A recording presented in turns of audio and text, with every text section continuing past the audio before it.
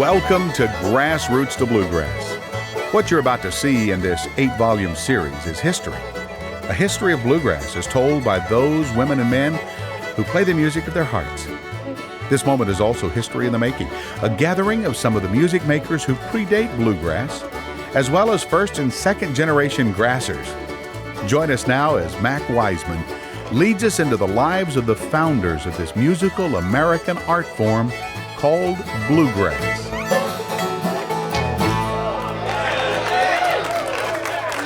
When I look around this room, I know exactly why we call this reunion today. I got to where I was looking in the mirror shaving every morning, and what are you laughing about, Shoemate? I thought I was getting pretty old. I thought, well, I called me a bunch together now. I see that I'm aging right along with you, not ahead of you. Oh, what a wonderful time we're going to have here today. Looking around, I don't know where to start. That's the big problem. Kind of like separating oranges and putting the little ones over here and the big ones over here. It drove the fella crazy. He couldn't decide which one was too small and which one's too big, you know. But I've always heard that what goes around comes around, and that leads me to John Hartford over here. Yeah. In fact, that's what he wrote on the liner of one of my albums one time. But I first met John over in East St. Louis. A long time ago, I was booked in one of these little skull orchards or bloody bucket nightclubs over there.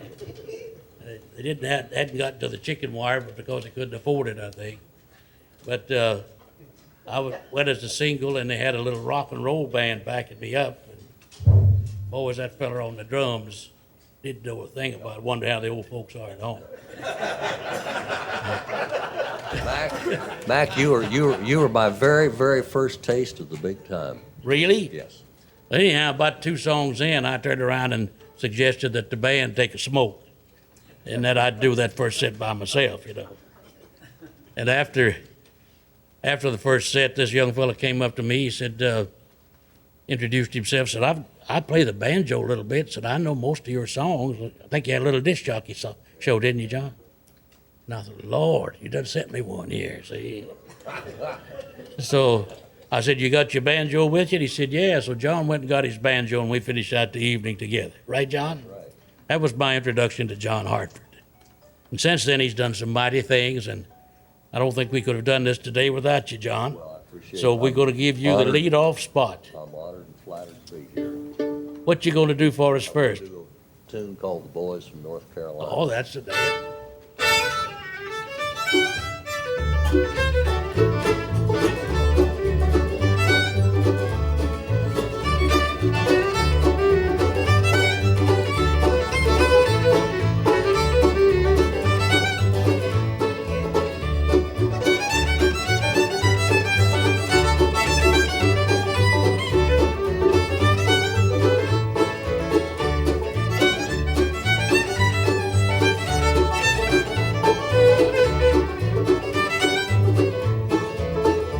Some say it comes a-rolling down the hollers of old Ireland and up the mountains of East Tennessee from back in North Carolina.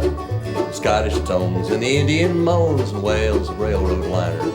They helped along that old-time song, the boys from North Carolina. Well, they rode and growed all in the west way out in old Missouri, and then took off around the world like lightning in its fury. There ain't no age you sound the string in major or in minor. Disappears all in the years, brings a laugh throughout the tears from the boys from North Carolina.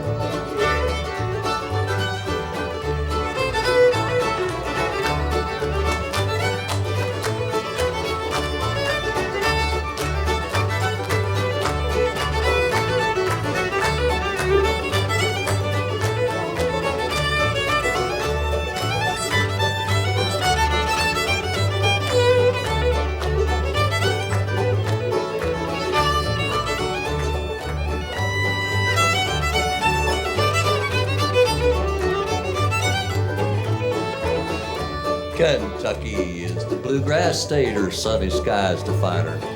The western slope of East Tennessee, there nothing could be finer. The northern boys to make more noise to pick could not be finer. get it down and make that sound. It helps if you have been around. The boy from North Carolina, well, they stood in line around the block right back here at the Ryman. To hear that lick, that old bugle kick from the boy from North Carolina. Gastonia to Boiling Springs, from Flint Hill back to Charlotte. They tried to find the place of birth, still talking about who played it first, of boys from North Carolina.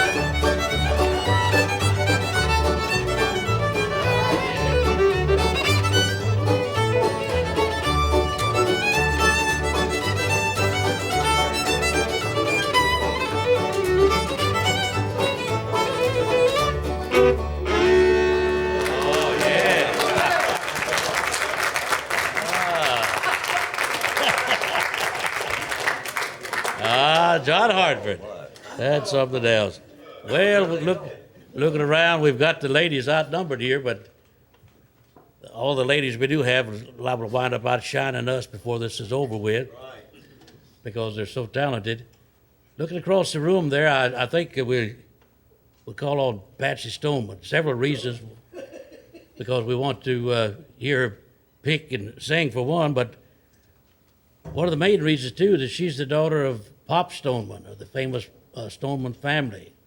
And Pop did some of the most early recordings that was done 1924, I believe, was September the first. 1924. Is that what he first recorded? OK Records. And what was it? Was his first record the His first Titanic? record, the recording one he wrote was called The Sinking to the Titanic. Yeah. He recorded it in 1924 for OK, in 1926 for Edison, and in 1962 for Starday.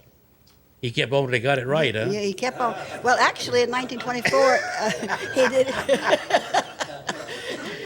You know, it sold over 1 million copies, though, really. Beg pardon? It sold 1 million copies. Did he really? Yeah, it surely did. That's fabulous to think how few phonographs there were around at that time. Yeah. Well, see, in 1926, he'd added another verse to it anyway for Edison. You know, that wasn't about 12 years after the Titanic sank, so it was I know that. a recent event, wasn't it? Yeah. Yeah. People talking about, that it went down. You ought to write a song. You ought to sing that song you wrote, Ernest, about the ship that went down. So they called it The Sinking of the Titanic. Did he also write the old 97? No, he didn't write it, no. But he wrote one you recorded. Yeah, I remember that. He sure did. When the Snowflakes Fall Again. When the Snowflakes Fall Again. Yeah. He wrote that. And Tell them about right after I recorded it, what happened. Oh, Mac recorded When the Snowflakes Fall Again, and Daddy hadn't recorded it for a long time, and we hadn't done it. But anyway, Mac, and they was in the studio, and Mac says, "Let me show you my latest song, Ernest. Pop, let me show you what I've done." And so he picks his guitar up and he starts doing the Snowflakes Fall Again, and Daddy, his eyes rolling up at him, you know. And when he got through, he said, "What do you think of my song, Pop? Do you like it?" He said, "I ought to. I wrote it." I'd known it for a long time. I didn't know he'd written that. Yeah. You wrote that Lee Highway Blues. That was Scott wrote that. Yeah, Scott. Yeah, his son Scott wrote that. Yeah. He also wrote a song about the little girl who did everything dirty and nasty and threw the cats across the fence and put shaving cream on her face, and somebody shot it because he thought it was mad. You remember that song, Little Susie? No. Oh, Might have been vaudeville, Patsy. Well, it might have been, yeah. You know, that's interesting to say that the old 97, I mean, the Titanic sold 1 million copies. It did. But it must have been a cumulative, because I was on the impression that Vernon Dalhart's Prisoner song was the first million selling. Well, I'm going to have to tell you this. Yeah. He actually did sell 1 million on the old 97, but the thing of it was, the only reason it was proven, at that time they didn't keep records. I can believe that. You see, he got sued, so he had to come to court with his papers. That's how come they said he sold 1 million records. Son of a, this is Dalhart you're talking And about. Dalhart, yeah. Yeah. Old 97 was on the back side of the Prisoner song. Yeah. Right. Well, that didn't hold it back much, did it? You want to do us a little version of that Titanic there? I would like to. I'd like to try it, and I just hope Daddy's not listening, because he'd sure go, "You could do better than that, can't you?" You got any more interesting tales you'd like to tell us? I suppose you can remember any other stories about the Stoneman family. Oh, Lord. Yes, I can. I can tell you one, of course, about Ronnie fell in the outhouse. That's the truth. She fell in up to here. But Did Did she holler fire? Well, no, she wouldn't have got no help that way. That's the only way she would have got help. And then we were coming from Galax, my grandmother's, back to Washington, D.C., and all of us kids piled in the car. You just wouldn't believe how we stacked in them old cars. And Daddy had a trailer on the back, and he was pulling some canned goods, and some of the boys, I think a whole bunch of the boys was in that trailer. And we're going down the road, and everybody had to stop. Daddy got gas, and everybody had to go to the outhouse, you know that. Yeah. And out they piled. And we got ready to go. Daddy hollered back there, "Is everybody there?" One of the boys answered, "Yeah, Daddy, we're all here." So we're going up the highway, and Route 29, 211, going into Washington, and this car kept tooting the horn, you know, trying to stop us. And Daddy put his arm out the window and said, "Come on, you got room, come on." It made Daddy mad, you know, being blowed out like that. So anyway, finally the car pulled up beside us, and there's my brother Gene hanging out the window, hollering, "Daddy!" He left one, huh? We left him in the outhouse. Awesome. And when the man said, when y'all left, he'd come running out there with his pants around his ankles. And so anyway, we got him in the car. We got Jean in the car and started up the road, and Mommy was boiling. Oh, boy, man, she was boiling. She kept looking at Daddy and looking at him. She said, "Ernest Stoneman, I will not have a child left by the time I get to Washington, and you're trying to get rid of him." Oh, well, since you got up on that outhouse story, Pop told me one time, we was talking about the Depression and how tough it was. And he said back during the Depression, his folks were so poor that they couldn't buy X-Lax. They just set him on a pot and told him ghost stories.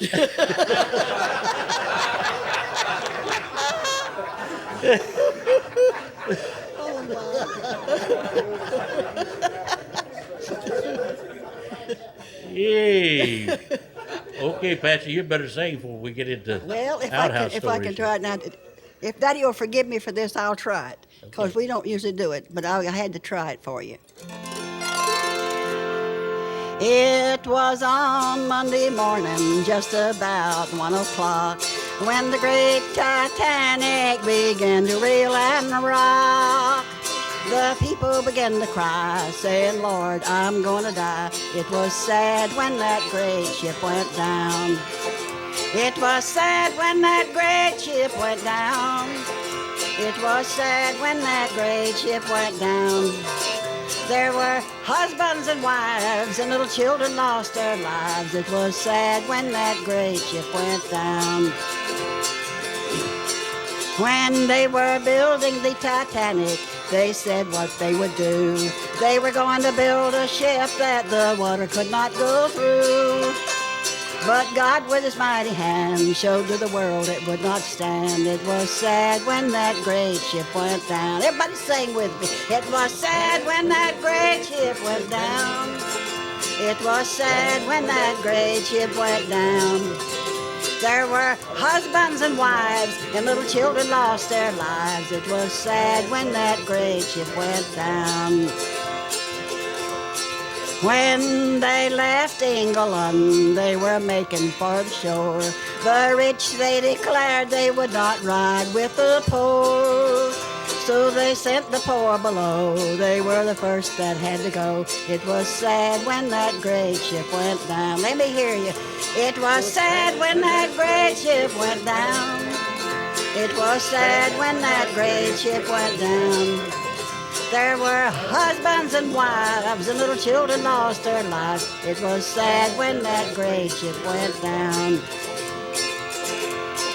Well, the people on the ship were a long way from home, with friends all around them, didn't know their time had come. But death came riding by, 1,500 had to die. It was sad when that great ship went down. It was sad when that great ship went down. It was sad when that great ship went down.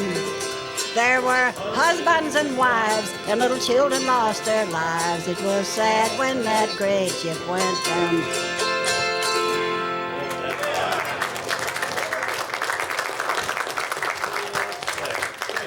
That's fine, Patsy. Can I tell you something? Jeanette and I have something in common here. You and Jeanette? She has a harp that's built by Dr. George Dorothy from Newport, Pennsylvania, and the wood used in it has come from Joe's place. It's Mulberry. Over on Holston River. I wasn't necessarily on Joe's Anyway, it's Mulberry, isn't it? It's Mulberry. Uh-huh. And see, they built this harp, commemorative harp for Daddy. And it's got chestnut around the front side here that came from my front yard in Manchester. And down here, the armrest is from a building in Galax, Virginia that Daddy built in 1920. And inside is the label from the original Titanic inside the harp. Isn't that interesting? Isn't that neat? I'm kind of proud of our harps, aren't you? Yeah, I love my order harp. Ooh, yeah. Hey, don't forget, I got one too, and I play it on a lot of shows with Darl Lawson too. I can tell you that. I have an Arthur harp with Jeanette and y'all talking about, and I enjoy mine. And mine is also a Pop Stoneman model, and it's made by George Arthur over in Newport, Pennsylvania. A wonderful person, and he makes a great harp. Yeah, He sure does. I feel like an angel when I play that harp. Now that's stretching You it. sure don't look like The it. boys, That's stretching it, buddy. there's got to be a lot of magic in that harp, I'll tell you.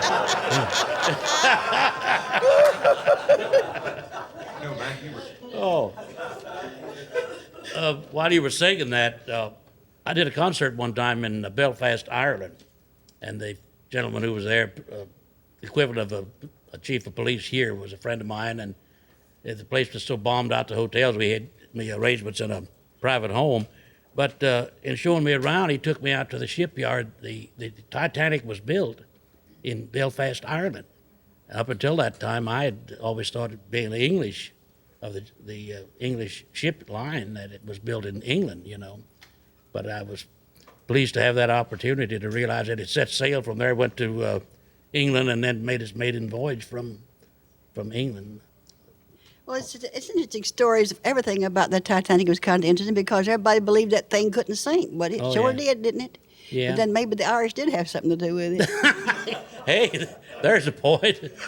Well, you know, you hear all kind of rumors, but I have at the same time heard that they claimed there was a fire in the coal storage area that really sank the ship instead of hitting the iceberg. But they have disproven that, I think, that the coal dust didn't explode and cause the ship to sink. But Yeah. there's people in Ireland to tell you that was going on. I had an auto harp when it sank. Your auto hop sank? What would you like to tell us about that? Ain't nothing to tell. That's all there is to it, huh? John, I think you fixed the sink.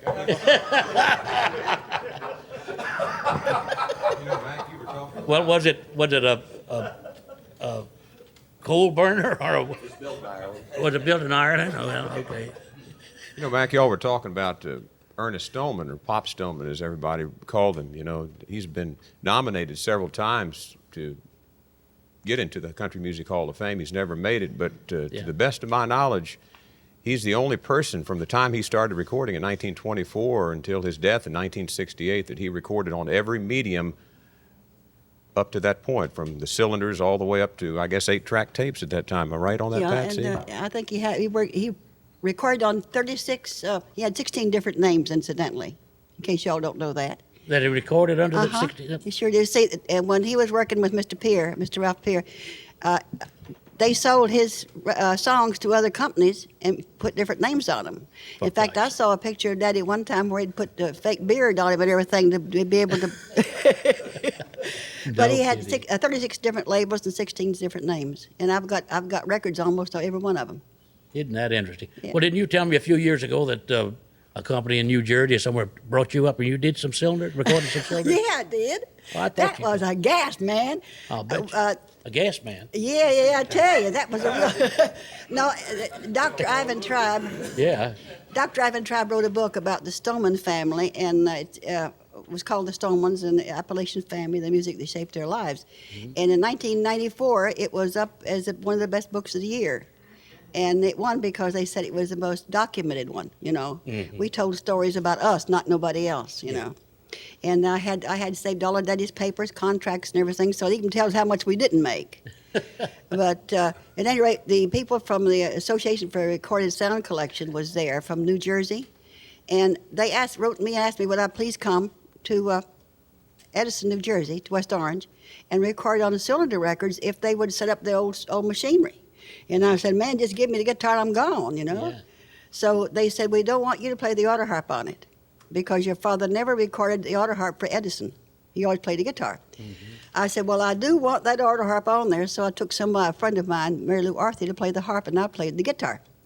I did 13 cylinders, and you were to seen that machinery work. Talking about some hard work, it makes you appreciate what they used to do. Oh, I bet. I bellered like a cow into that horn, I'll tell you. But I got 13 cylinders done, and they're in the museum there, and they gave me 3. Yeah, Yeah. that's great. That's I was great. kind of pleased with it. There's Yeah. a lot of Stoneman family stories. Anybody else got one? I've got one that I'll have to ask Patsy, though, before I pass this story along. How many brothers and sisters were born to your father and mother? Well, Mommy was pregnant 23 times. That's what I thought. Okay. You This got- you story got was it? told to me by Don Owens. He said Oh. that Don Owens, for those of you who know him, Mac, of course you know him, and many people in this room know him, was one of the greatest disc jockeys that ever lived, as far as I was concerned, as far as what he did with our music. And he said one day this older gentleman came into the studio at WARL in Arlington, Virginia, and said, I sure like the music you play on the radio station here. And Don said, well, he said, I'm glad you like it. He said, old timer. He said, do you play music yourself? And he said, well, I used to. He said, I don't play so much anymore. And he said, well, he said, I've heard a lot of the old records by the old timers. He said, can you tell me your name? And he said, it's Ernest V. Stoneman. And Don said, good Lord. He said, I'm really glad to meet you. I've heard your music all my life. He said, but I haven't heard you for a long time. He said, what have you been doing for the last 10 or 15 years? And he said, well, he said, I have 26 children now. That was his answer. 23. Oh, 23 children. Yeah. Okay. Give you some idea. That was Now, his, you know, I that don't was know if y'all know it or not, but by way of an my mother played a banjo. She played with Daddy lots, and she recorded with Daddy, and she played a fiddle also. But she played the drop thumb banjo.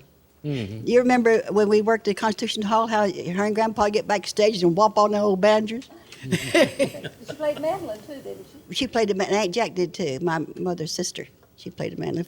In fact, I've got pictures of Stoneman family groups for over 100 years, showing music for over 100 years. I'll be darned. Incidentally, Patsy is a sister to Ronnie Stoneman of Hee Haw fame. Yeah, I got lots of them. Yeah, and yeah, she got lots of bitches. And she tells a story that the reason they had so many children that Mrs. Stoneman was kind of hard of hearing. Yeah. And every night they go to bed, Pop said, well, you want to go to sleep or what? And she'd say, what? What? They said, how come your mom and daddy had so many children? Are they Catholic? I said, no, just passionate Baptist. Oh, well, we'll get on to something else in a minute. But in 1963, I was booked in Las Vegas for 3 weeks. And, of course, I was working a single at that time, so I needed to put a band together. And at first thought I'd put a top-notch band together from here in Nashville. But it occurred to me that the Stoneman family would be an ideal show band. And you'd never been out of the Washington area, to my knowledge, at that time. So I just hired the whole group.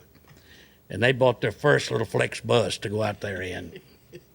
They made it to Nashville on their own, but it took us, and this, friends, is not an exaggeration, took us 63 hours from Nashville to Las Vegas. Every time they'd hear that thing clink a little bit or throw a gravel up and hit the side, they'd crawl up underneath of it to see what was happening, see. And I was afraid to go off and leave them because they'd turn around and went back to Washington, so I had to stay with them, see. Don't you know that Scott and Van, who were doing the driving, had no driver's license? Well, all the way across. And I'll tell you something else about that. You was on stage playing it. They did their thing and they called you out, you know, and Daddy was sitting down in his chair and you're up doing your thing, man. You really tired him up, and Daddy fell asleep on you. Well, after 23 children, I don't blame him a bit. Oh, we better have a little picking here. Melvin Goins sitting back there going to doze off if we don't call on him pretty soon. That's so good it'll put you to sleep. Melvin, tell us something. Father of our country. Beg your pardon, Jimmy? I thought George Washington was the father of our country, but I've changed my mind. Very good, Jim Shoemate there. Very good. He could have showed George the thing through, couldn't he? Melvin, tell us something. Well, I've been getting a lot of enjoyment out of all these tales about all the old instruments and how they all got started and all the children, everything like that. I came from a big family too. Of course, wasn't 23, but my daddy had a baseball team and I had one sister. Uh-huh. So there's 9 boys and 1 girl in the family. And we used to love to listen to the Grand Ole Opry on Saturday night. And I can recall back before I ever got into the music business that we had the old battery radio. I didn't know what electricity was. You know, we burnt the old oil lamps and the old fireplaces. And I know our daddy wouldn't let us play the radio all week because he'd say, save that battery. You got to listen to the Grand Ole Opry on Saturday night. And I can recall back when, of course, Bill Monroe, my idol in bluegrass back in those days, I always wondered what he looked like. I always pictured him as being a little bitty short feller. That was Jimmy Dickens. Yeah.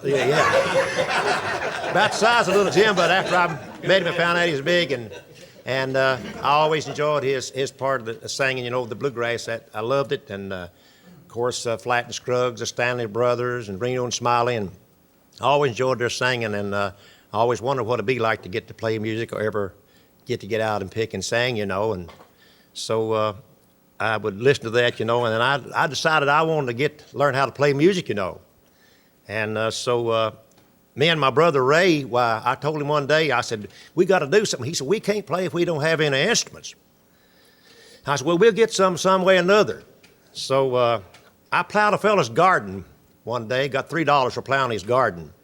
And this fella was a railroad conductor. He worked for the N&W Railroad Company.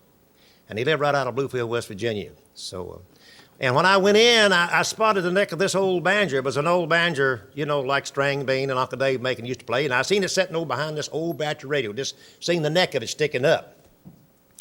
So I asked him, I said, what kind of instrument is that over there? Oh, he said, that's an old banjo.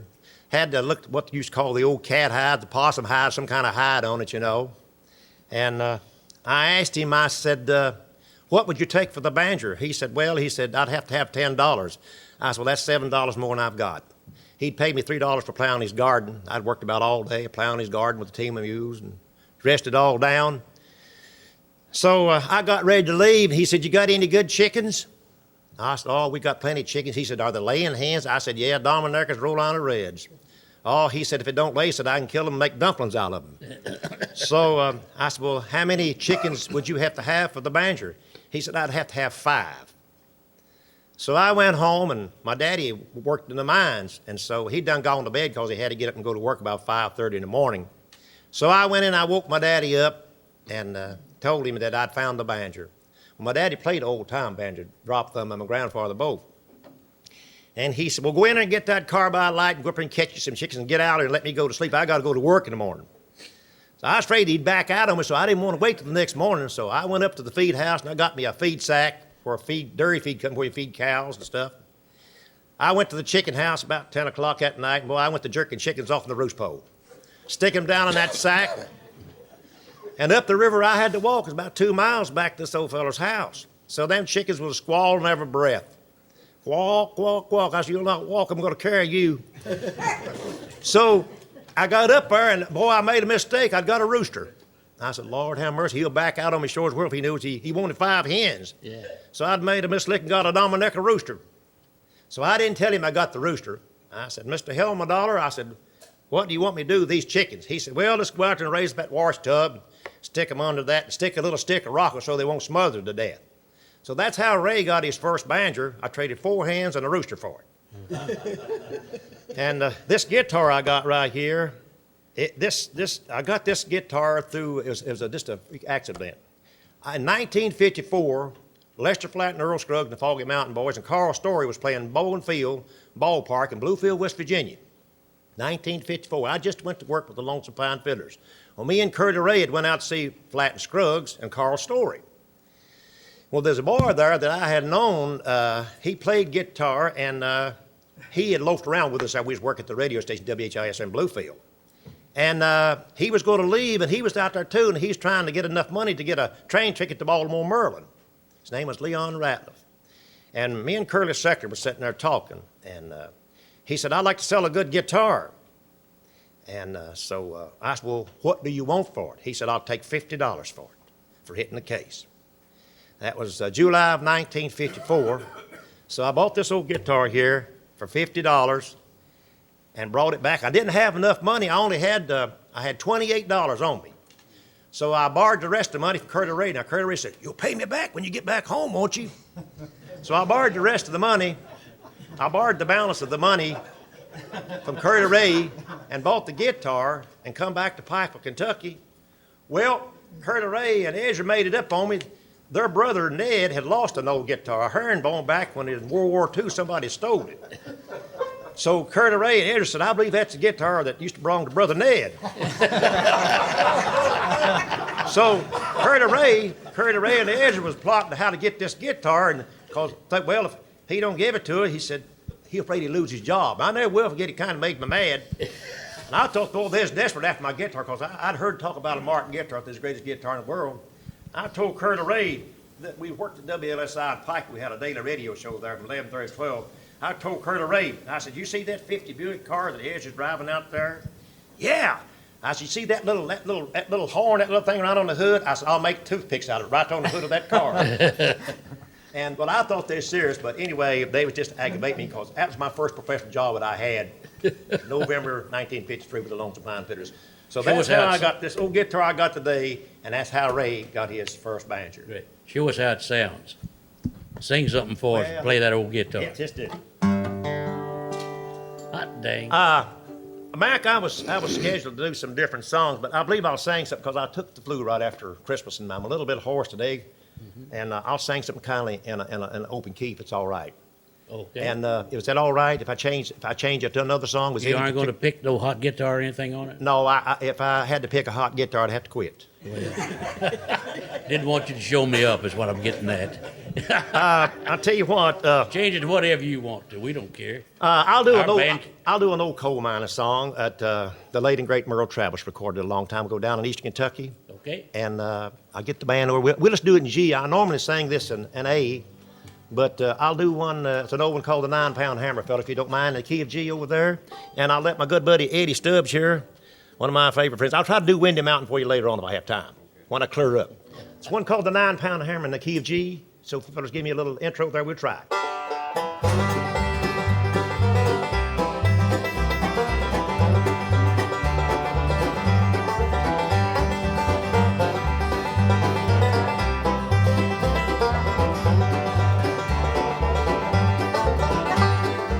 Well, the 9-Pound Hammer is a little too heavy, big for my son, big for my son. Railroad on, buddy, makes the road so slow. I can't roll, Lord, Lord, when we won't go.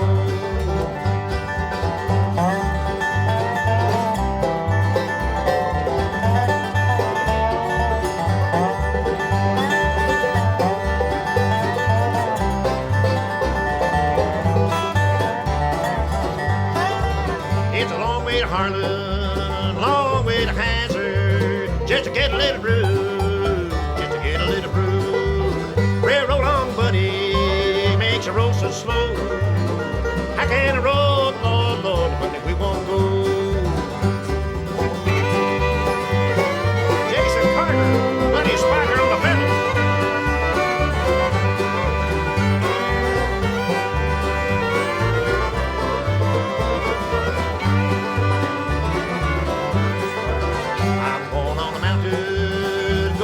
Baby, no ain't a coming back, no ain't a coming back. Railroad on, buddy, makes your roll so slow.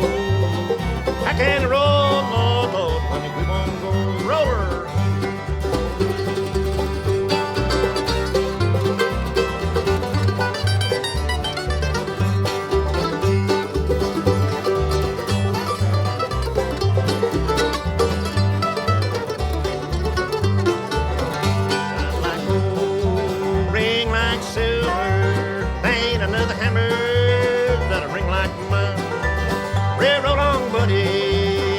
Roll so slow, I can't roll, Lord, Lord, when we won't roll one more time.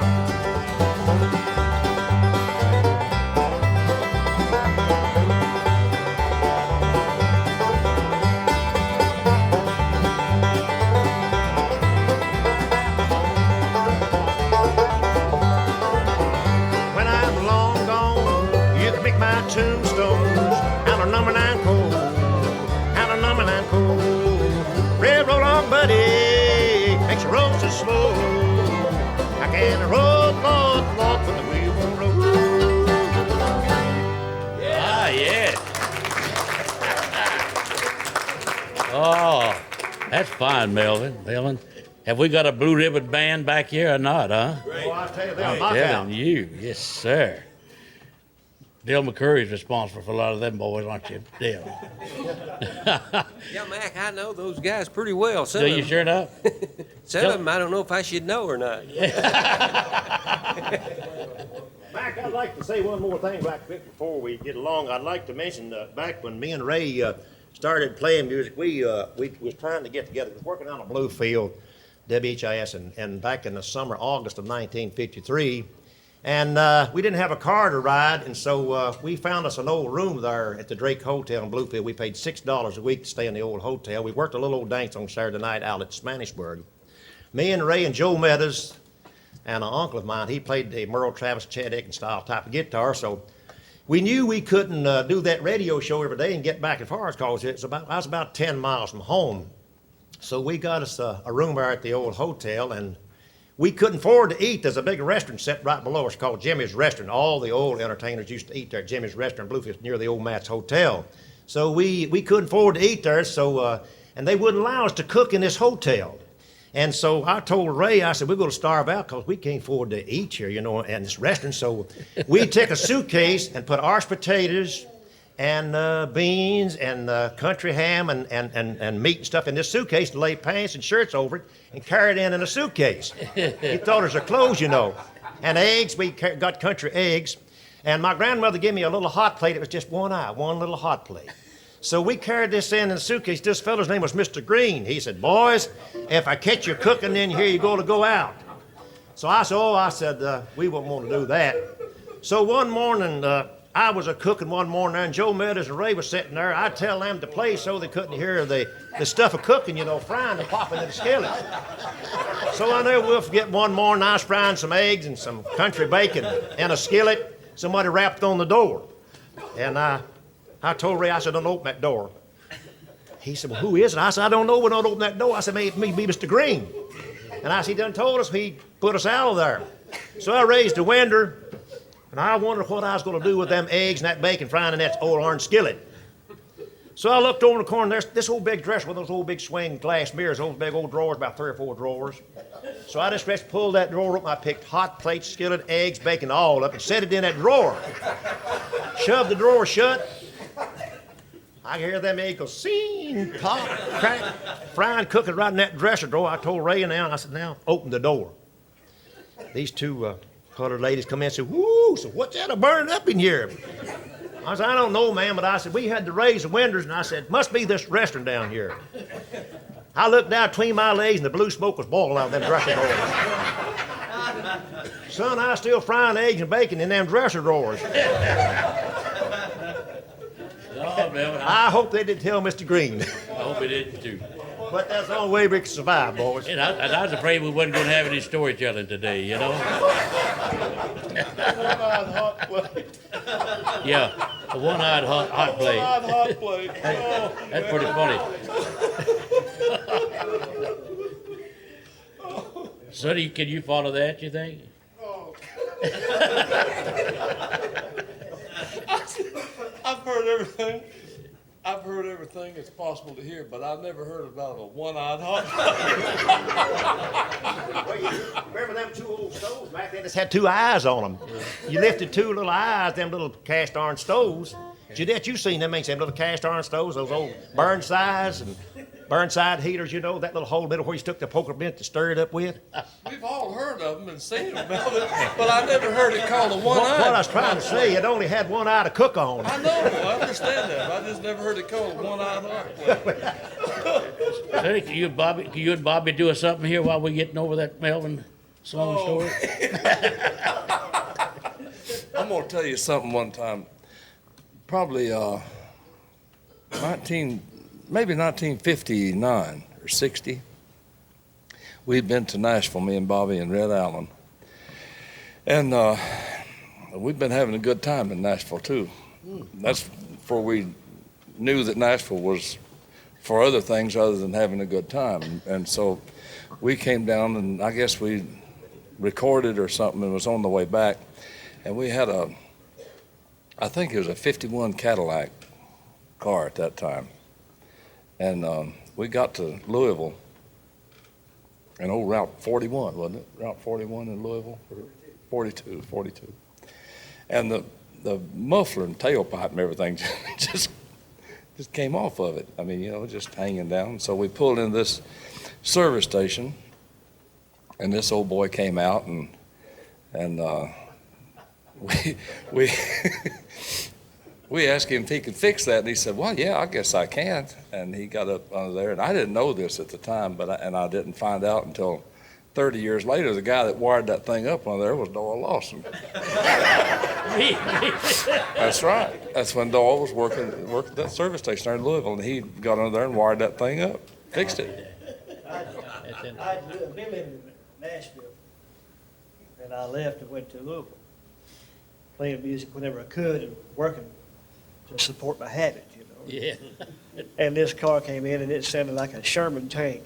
It was a Sherman tank. Well, it was Peter Birchfield, so it was. It was a little bit later on. Oh, that's right, yeah. Okay, yeah, you're right. But they had Take This Hammer was a song that was going real good for you all. But anyway, it was about 2 or 3 o'clock in the morning, and I was working the midnight tournament myself. They came in, and boy, that thing was making a racket.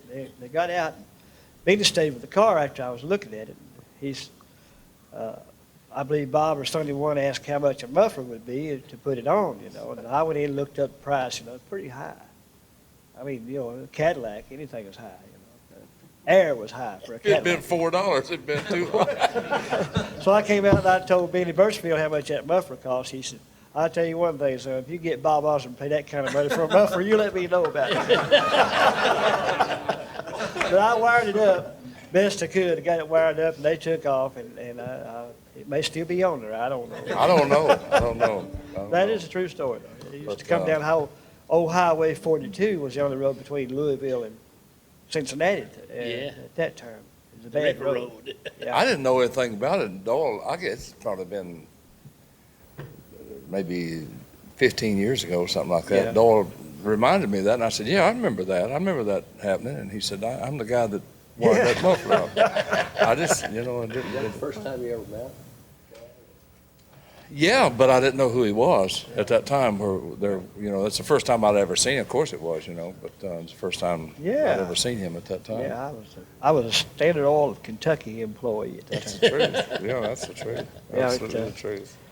But they used to come, living in Dayton before they moved to Nashville, and when they became regulars on the Opry, they'd come back and forth a lot, I never did like to impose on people. I was always a little shy about that. And I didn't want to tell them too much, but I know my first impression of Sonny was not the best, I don't think, but he... About the same now, huh, Doyle?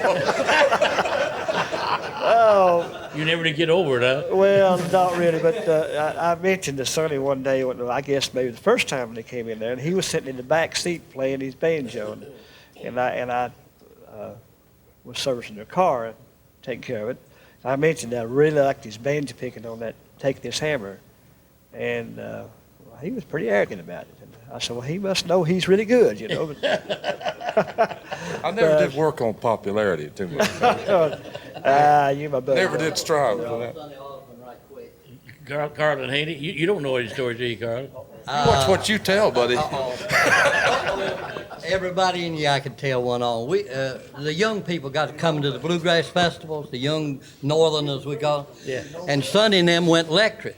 Yeah. So at Burryville, I told him, "Sonny, I want you to do something for me. I want you to get a wire and fasten one end of it inside your banjo and let it hang out about 3-4 feet like a chain, and put the other end in your pocket.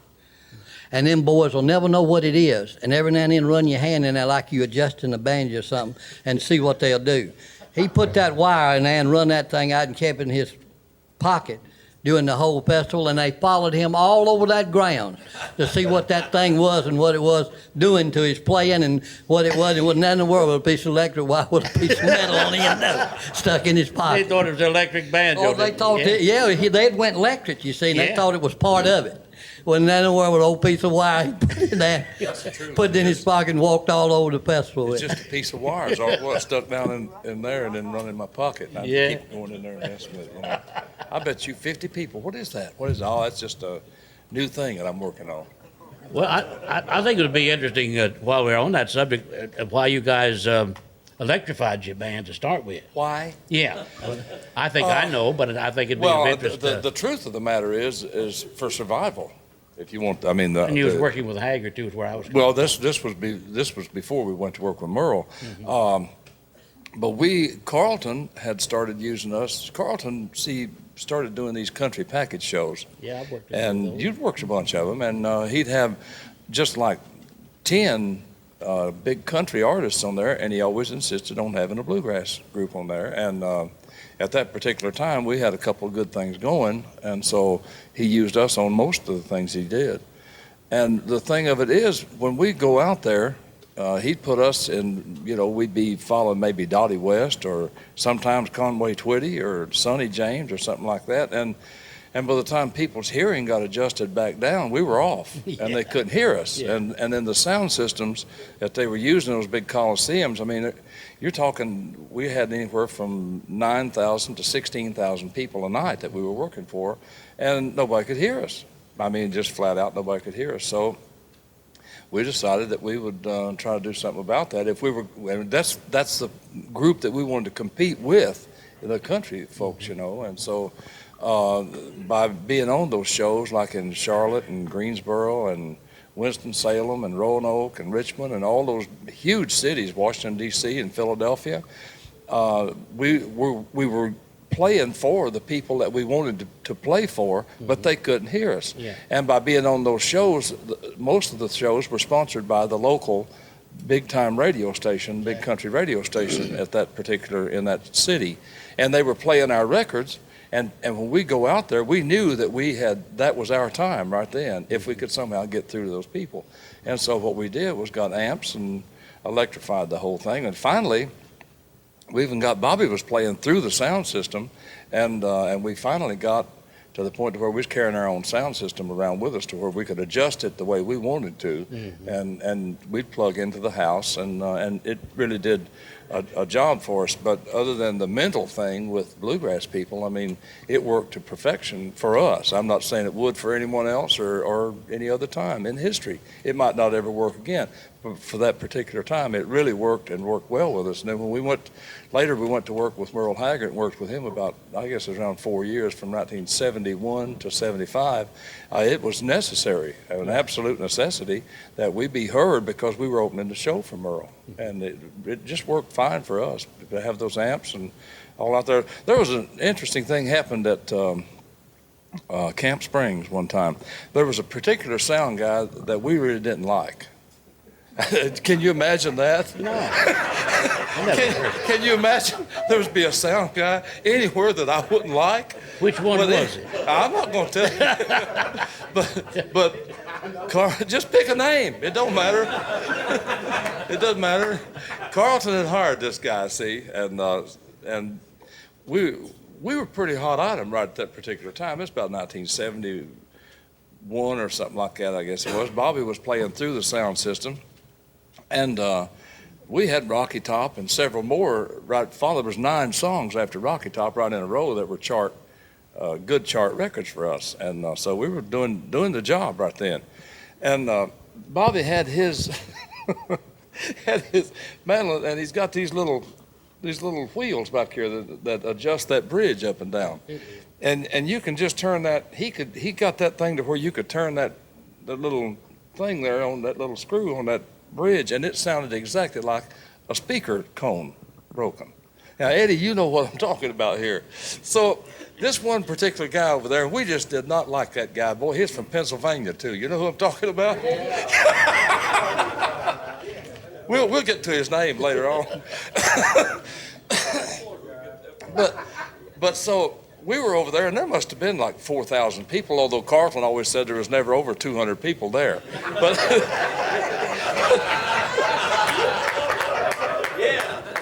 But, but so there was like probably, I'd say between 4,000 and 6,000 people sitting out there.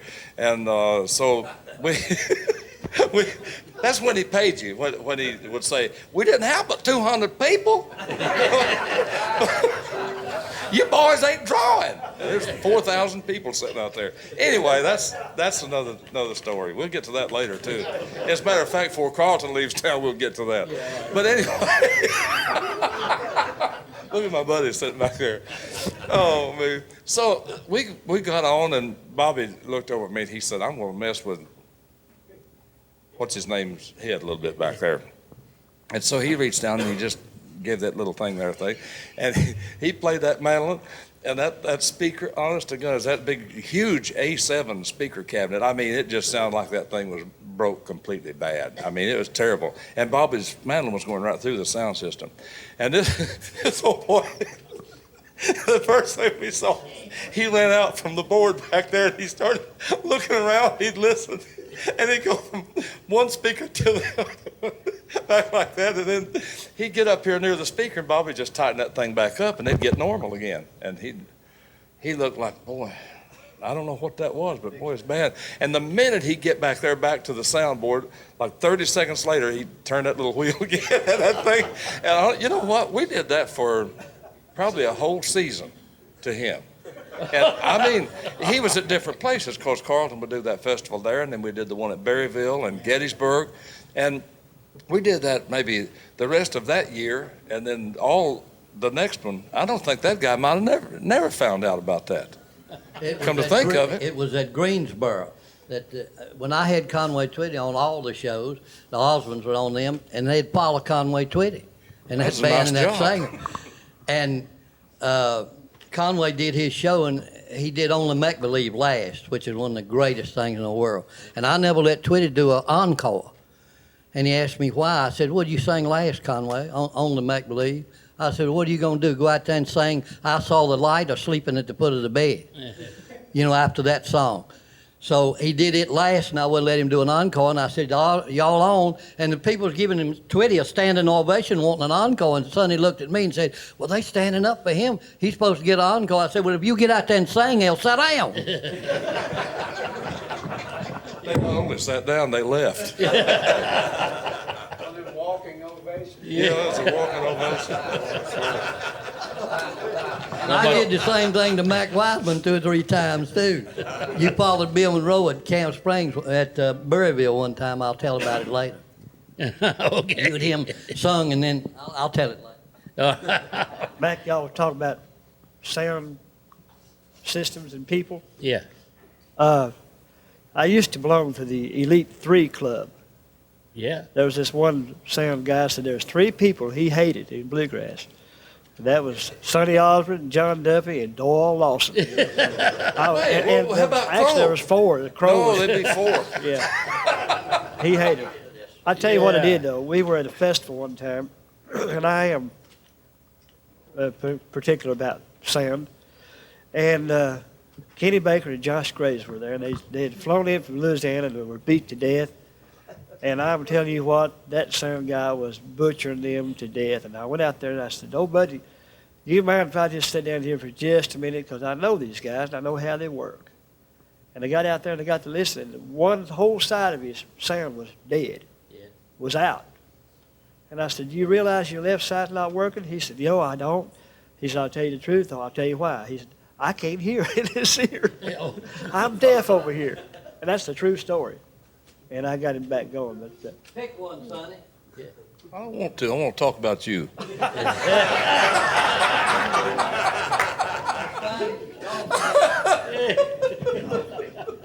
that would work. Yeah, we play something. Let's play it. Yeah. We was chatting backstage just brief, and I realized it. I knew it, but I had to stop to think about it. But Sonny and Bobby are unique to the standpoint that they have recorded the state's song of 2 different states, primarily Kentucky, which is the name of the song, and Rocky Top was the state song of Tennessee, right? Sure thing, yeah. Yeah, Rocky Top was voted on and accepted in 81, Bobby, is that right? 81, 82. And Kentucky was 92. And Alabama was 1999. Uh-oh. Charlie Lewis gave it that. Thou shalt be a dreamer, he said. And then he dreamed. No, it was Rocky Top and Kentucky. That's unique. It's a weird feeling, too, when they voted Rocky Top in. Jay Julian was the band director at the University of Tennessee, the director of all bands at University of Tennessee. And, of course, Boudleaux and Felice Bryant wrote Rocky Top, and they voted that thing in, and we were there, and they asked us if we'd perform it out on the floor of the Senate. We did. It's kind of an interesting situation. You wouldn't do that for us now, would you? You want to do it right now? Oh, that'd be good. Why don't me and you and Bobby sing one? Oh, all right. How about the Bluebirds? Okay. See, We could do that, couldn't we? Yep. While you getting your guitar there, why don't we play Little Darling Pal of Mine? Yeah, that's How a about- good one. Play Little Darling Pal of Mine.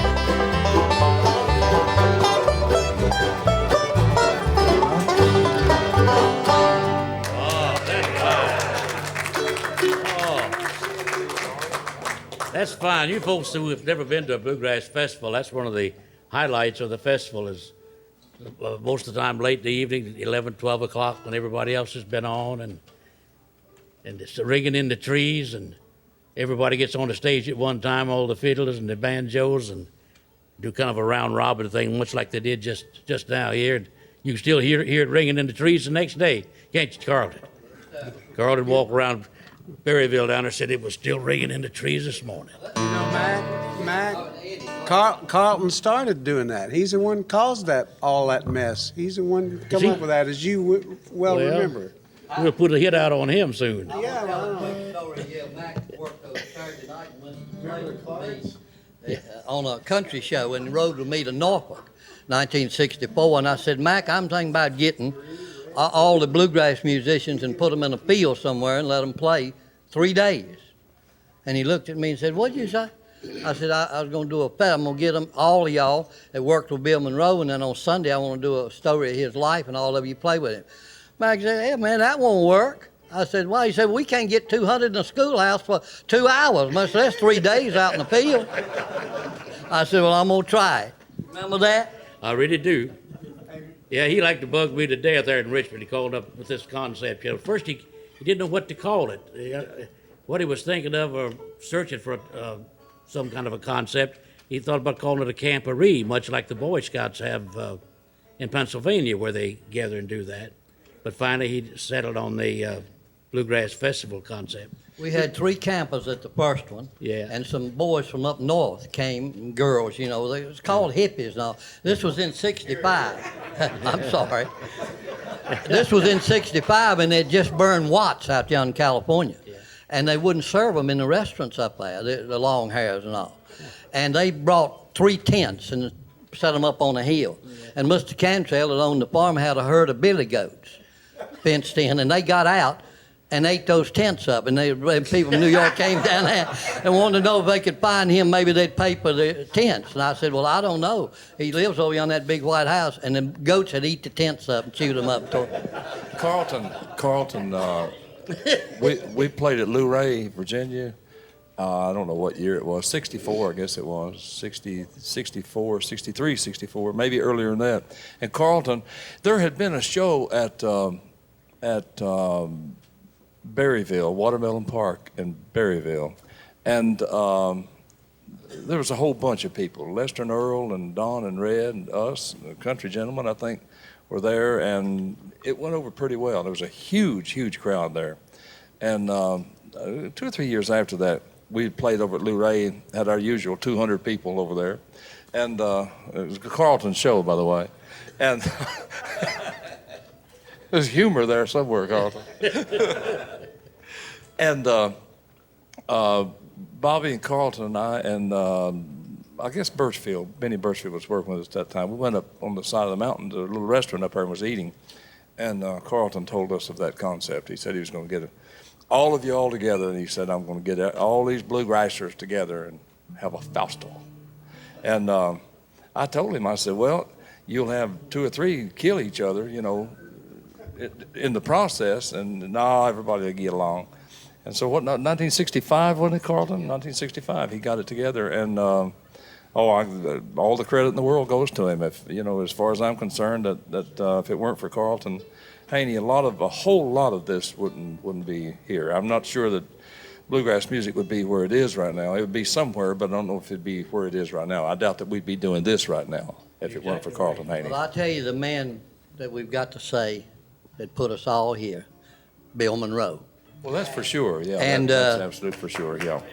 He for about 10 years, he'd call me when a musician would quit.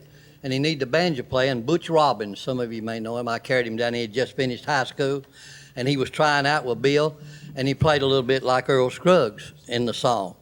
And Bill Monroe said, I wouldn't do it that way. A few minutes, he played a little bit like Don Reno, some bar chords, you know, and looked at me. Monroe said, I wouldn't do it that way either. I said, son, you can't play like nobody else now. You got to play like yourself. He said, how you do that? Monroe said, you learn what everybody else knows and never play it. You learn what everybody else knows. And that's what he's done to all of us in this room here. the ones that worked with him, and he never let two sing or play alike. And it created bands and musicians. You know, I worked with him when I was 14 years old. I worked for Bill. And he didn't tell me nothing about all that stuff.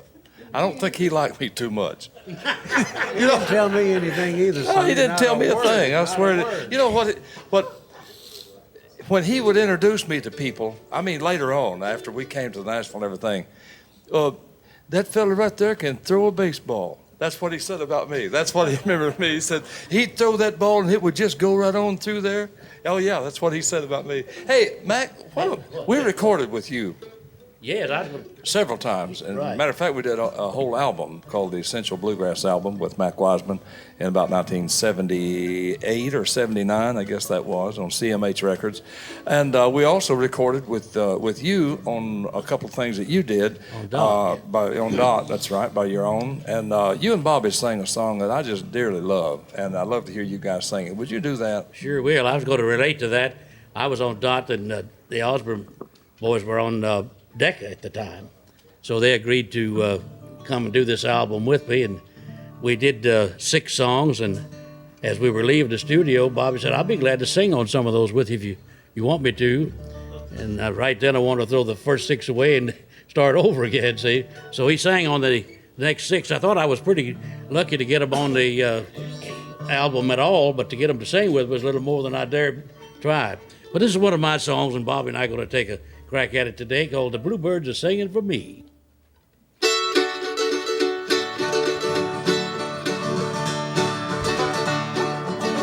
There was a girl I loved so dearly. She lived away back in the hills where the bluebirds sang. I missed my darling. I loved her, I know. I always will. You know, Bobby, the bluebirds singing. There's the bluebirds singing in the Blue Ridge Mountains. In the Blue Ridge Mountains, calling me back to my home. Oh, I can hear. Oh, I can hear bluebirds calling. Bluebirds calling me back to my home. Am I doing it right?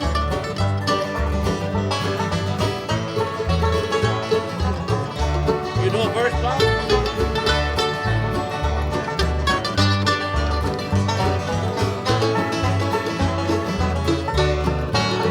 You know a verse, Bobby? Oh, go ahead.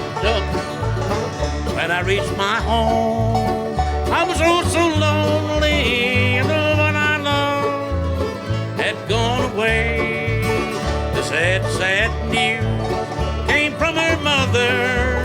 She's sleeping there beneath the clay. There's a bluebird singing. There's a bluebird singing in the Blue Ridge Mountains. In the Blue Ridge Mountains, calling me back to my home. Oh, I can hear. Oh, I can hear bluebirds calling. Bluebirds calling me back to my home.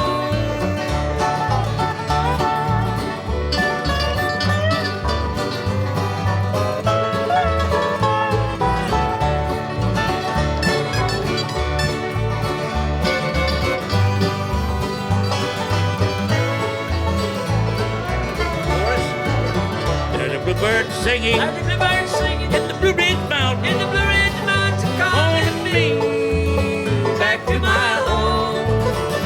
Oh, I can hear. Oh, I can hear bluebirds calling. Bluebirds calling me back to my home. Yeah. Oh yeah. Boy, wasn't that sweet? Mac and Bobby, it's as real as it gets. In Volume 2 of Grassroots to Bluegrass, hear Walter Bales of the pioneering Bales Brothers sing Dust on the Bible and the story of how Walter came to write it. Then prepare to be entertained by old-time fiddlers Jimmy Shoemate, Pappy Sherrill, Ramona Jones, and second-generation fiddler Eddie Stubbs. Now listen in as Little Roy Lewis and Patsy Stoneman discuss the finer points of auto harps.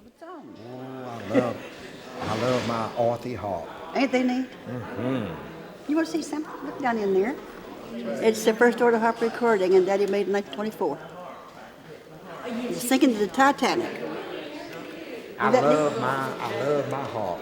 They are good, aren't they? Yes. Did you know what's so good about it? What strings do you break mostly? I break any of these. I got Hit them hard. Yeah. They're And ready for you. anything that's wound, I break. Well, if in other words, you unwind them. They want you. I unwind them. They want you in there. Sorry about that, Chief. I'll go. Ready to go? Yeah, they just came out. I didn't realize we were I talking. know. You don't need your purse. I'll take care of your purse. Okay. Let me get Can my you pick. handle your harp? Yeah, I can handle that. If I can't, I'll go home. A pick case in my pocket. Let's go. Really?